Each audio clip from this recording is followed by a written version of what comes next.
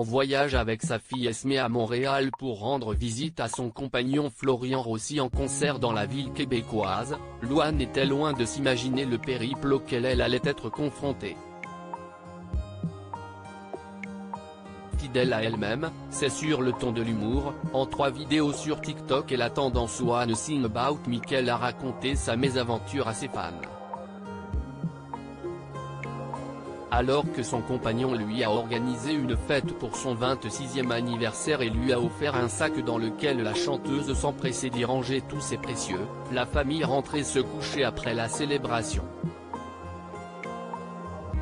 Le lendemain, après un autre concert du compagnon de Louane, ils sont tous rentrés à l'hôtel Poussette et sac flambant neuf posé dessus.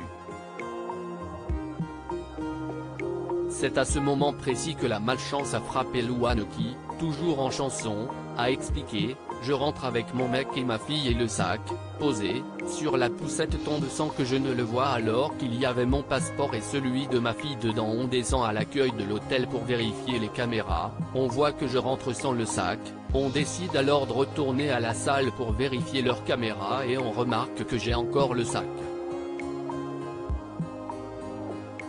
On passe alors la nuit à le chercher sans résultat, a-t-elle poursuivi. Le sac a été volé. Louane s'est alors rendue qu'elle ne pourrait pas retourner en France.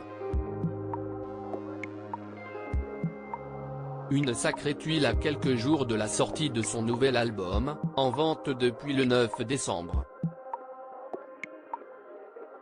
Florian, son compagnon, a dû s'envoler pour une autre ville canadienne, laissant alors la chanteuse et sa fille seules. Supérieure à Louane, retour sur son évolution physique et ses plus belles coiffures roux. Commissariat au consulat en passant par l'aéroport. Je suis allé à la police qui m'indique que je dois me rendre au consulat. J'y vais avec un papier précisant que mon sac et mes passeports ont disparu, a-t-elle encore raconté dans sa chanson improvisée. S'en est suivi une course contre la montre. En arrivant au consulat, les agents lui ont expliqué qu'il n'était pas possible de faire sortir sa fille du territoire sans son père. Le hic, il a déjà quitté Montréal. J'ai pleuré devant la police, le consulat et l'hôtel. Louane a passé plusieurs coups de téléphone à Universal et à ses proches en France pour récupérer une liste de papiers demandés par les autorités canadiennes. Elle a réussi à tout réunir, dont des actes de naissance de moins de 3 mois. Mais sa mésaventure ne s'est pas arrêtée là pour autant.